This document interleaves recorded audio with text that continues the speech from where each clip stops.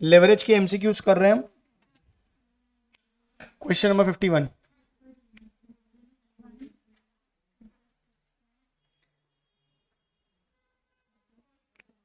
आपको करना है ट्राई, जल्दी करिए। ऑपरेटिंग लेवरेज का फॉर्मूला बोलिए।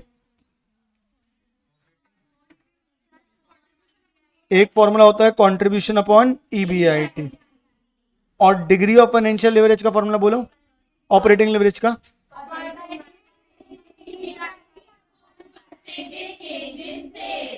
ठीक है, मुझे एक बार फाइनेंशियल लेवरेज का फॉर्मूला बोलो। ईबीआईटी अपॉन, ठीक है क्या। अब इसका डिग्री ऑफ फाइनेंशियल लेवरेज का फॉर्मूला बोलो। Percentage change in EBT upon percentage change in EBIT. ठीक है क्या। कंबाइंड लेवरेज का फॉर्मूला बोलो।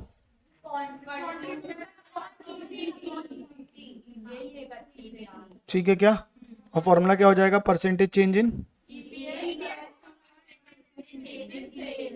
एक और फॉर्मूला भी होता है क्या,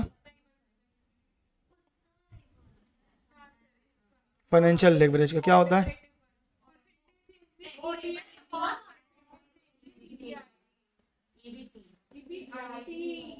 नीचे ईबीआईटी ही रहेगा। यहाँ तक समझ में आया क्या। अब एक काम करें, जल्दी से क्वेश्चन नंबर 51 52 करके दिखाएं जल्दी।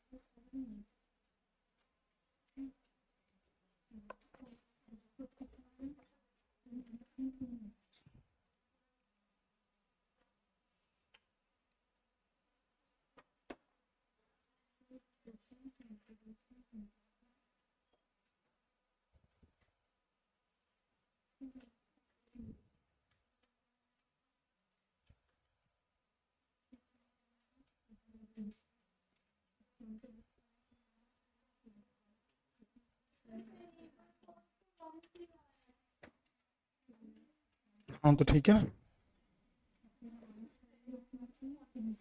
सेलिंग प्राइस 3 दिया है, सेलिंग प्राइस 3 दिया है, वेरिएबल कॉस्ट 1 दिया है, कंट्रीब्यूशन कितना हो जाएगा 2। हाँ, नंबर ऑफ यूनिट्स दिए 3 लाख, तो 3 लाख इंटू 2, कंट्रीब्यूशन कितना हो जाएगा 6 लाख।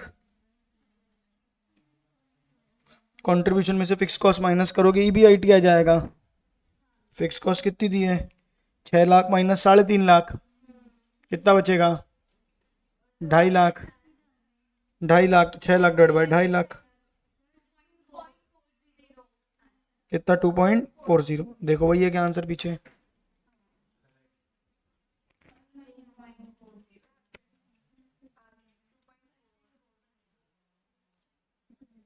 सीधे सीधे sales minus variable cost contribution, number of unit से मल्टीप्लाई किया, टोटल कंट्रीब्यूशन 3 माइनस 1, कंट्रीब्यूशन कितना आया 2, नंबर ऑफ यूनिट्स कितने हैं 3 लाख, तो टोटल कंट्रीब्यूशन कितना हो गया 6 लाख।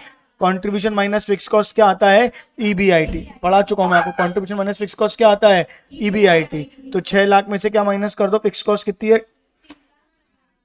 3,50,000। 6 लाख में से 3.5 लाख माइनस किया, कितना आ गया 2.5 लाख, कितना आ गया 2.5 लाख। तो 6 लाख डिवाइड बाई 2.5 लाख, तुम्हारा आंसर आ गया 2.40। बन गया क्या। अगला ट्राई करो 52, जल्दी तेजी में काम करेंगे।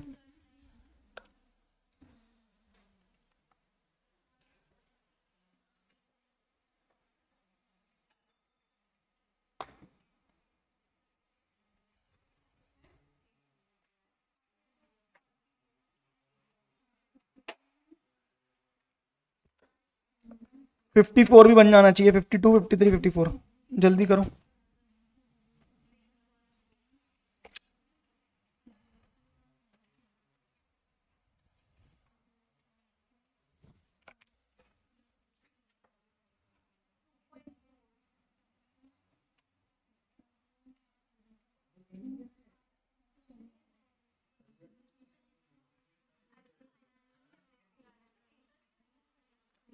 आया नम्रति? पहले वाले का आ गया? सेकंड वाले का फॉर्मूला मैंने तीनों फॉर्मूला आपको लिखवा दिए हैं सारे जितने हैं, अब भी लिखवा दिए। क्यों बताऊं?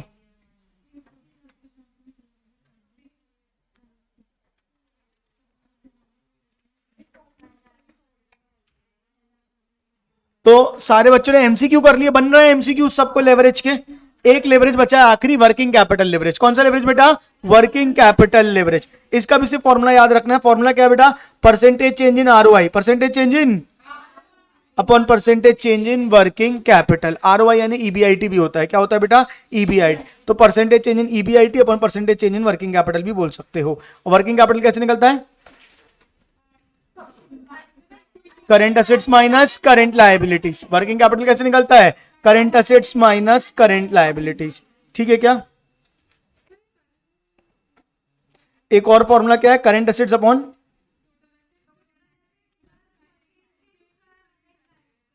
इसको 2 मिनट स्टार मार्क करके रख लो, इसको अपन डिस्कस कर लेंगे बाद में।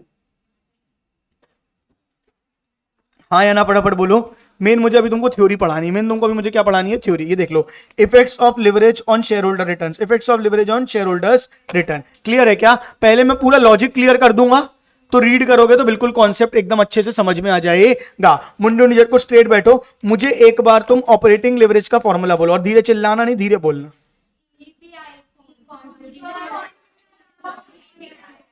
ठीक है क्या?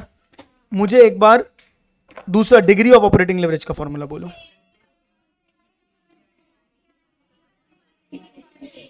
परसेंटेज चेंज इन, ठीक है क्या? अगर मान के चलो डिग्री ऑफ ऑपरेटिंग लेवरेज आ रहा है 2, कितना आ रहा है? इसका मतलब ये है कि परसेंटेज चेंज इन सेल्स 100 है, तो परसेंटेज इन ईबीआईटी कितना है? 200 है। अगर परसेंटेज चेंज इन सेल 400 है तो परसेंटेज चेंज इन ईबीआईटी कितना है? 800 है। यानी अगर डिग्री ऑफ ऑपरेटिंग लेवरेज 2 आ रहा है तो जितने से सेल चेंज होती है उससे डबल से क्या होती है? और अगर ये 4 टाइम्स आ रहा है तो ये 100 से चेंज होता है, तो वो कितने से चेंज होता है? 400 से।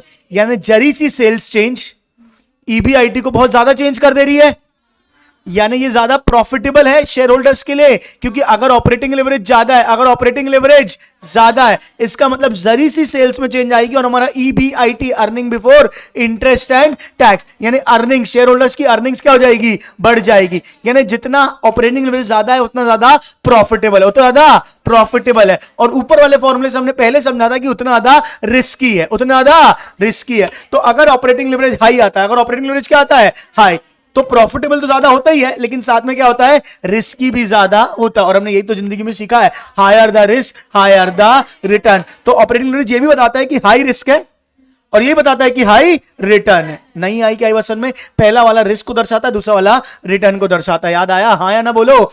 एक तरीके से अगर मैं बोलूं, percentage change in EBIT upon percentage change in sales 4 है, इसका मतलब क्या है? 1% चेंज इन सेल। क्या क्या क्या?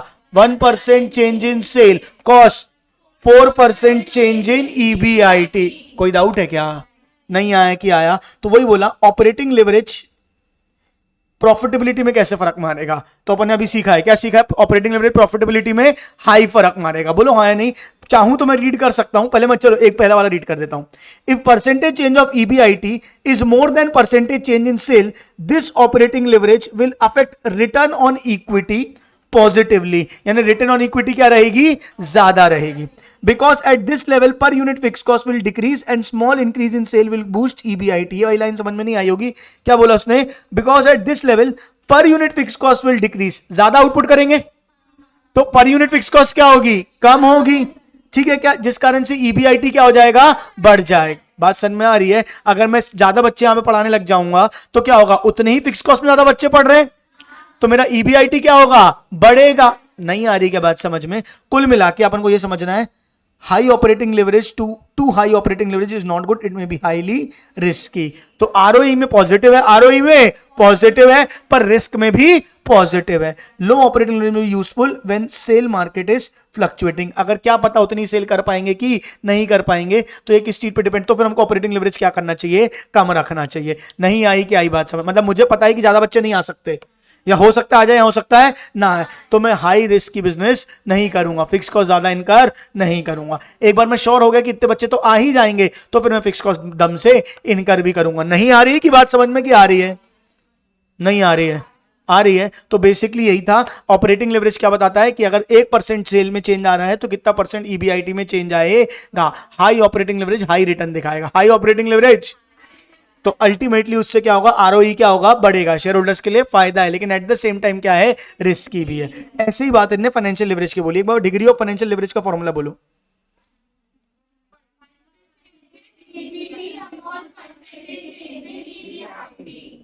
दूसरा भी फॉर्मूला था क्या?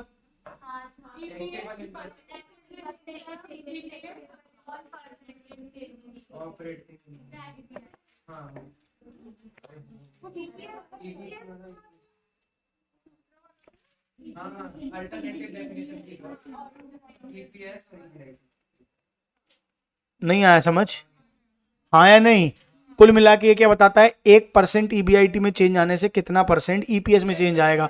अगर फाइनेंशियल लेवरेज अच्छा है, 5 है, तो 1% ईबीआईटी में चेंज हुआ, आपने कमाया 1% एक्स्ट्रा, लेकिन शेयर होल्डर्स को कितना एक्स्ट्रा परसेंट मिला, 5%, क्योंकि डेट का जो एक्स्ट्रा कमाई थी वो कहां पे यूज हो गई, इक्विटी के लिए। नहीं आई बात समझ में? आपने कमाया 10%, डेट को दिया 8%, तो 2% एक्स्ट्रा किसको मिला, इक्विटी को। बोलो हाँ या नहीं? तो 1% ईबीआईटी बढ़ा, 1% क्या बढ़ा, ईबीआईटी, लेकिन 5% क्या बढ़ गया, ईपीएस। नहीं आ रहा है कि आ रहा है? तो अल्टीमेटली ये भी क्या बताता है, हाई फाइनेंशियल लेवरेज क्या बताता है, शेयर होल्डर्स को ज्यादा रिटर्न मिलेगा। क्या बताता है, शेयर होल्डर्स को ज्यादा रिटर्न मिलेगा। वही बात इन्होंने बोली है। अब मैं चाहता हूं एक बार ये रिस्क एंड लेवरेज, क्या क्या ये रिस्क एंड लेवरेज, एग्जाम्पल मत पढ़ो आप, लेकिन ये पूरा वाला जो पैराग्राफ है मैं चाहता हूं आप एक बार खुद से रीड करो।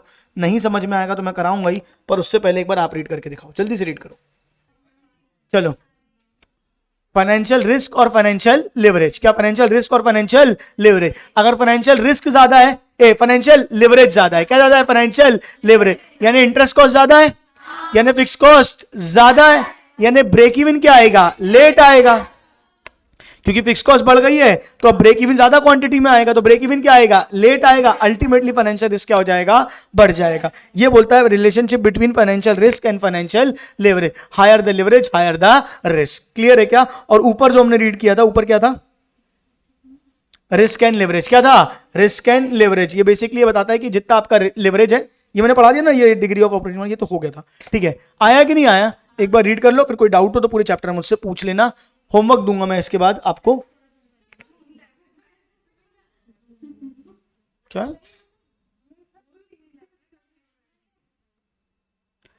लेवरेज बताता है कि फिक्स का कितना पोर्शन है, उसको हमने अल्टीमेटली नाम क्या दे दिया है, रिस्क। बात समझ में आ रही है? फिक्स पोर्शन, फिक्स इंटरेस्ट ज्यादा है यानी लेवरेज ज्यादा है, यानी कि क्या ज्यादा है, रिस्क ज्यादा है। अल्टीमेटली जिसका लेवरेज दोनों का कॉम्बिनेशन है, रिस्क का भी और रिटर्न का भी। वो ओवरऑल बताता है फिक्स्ड पोर्शन कितना है, वो बताता है रिस्क ज्यादा है, और एट द सेम टाइम वो ये बताता है कि रिटर्न ज्यादा है। इसलिए एक बार तुम लेवरेज निकालते हो, एक बार तुम डिग्री ऑफ फाइनेंशियल लेवरेज निकालते हो, दो चीजें निकालते हो ना।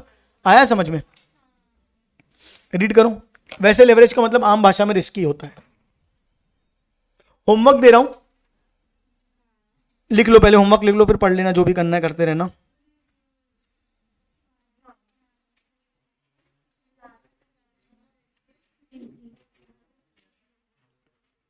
लेवरेज क्या आज अपन ने कौन से क्वेश्चन से चालू किया, 51। पहले 1 to question number 1 to 25 theory question है पूरे, या 1 टू 30 ले लो, चलो 1 टू 30। और यहां पे कितने तक कर लिया तुमने, 60 ना, 61 टू 70।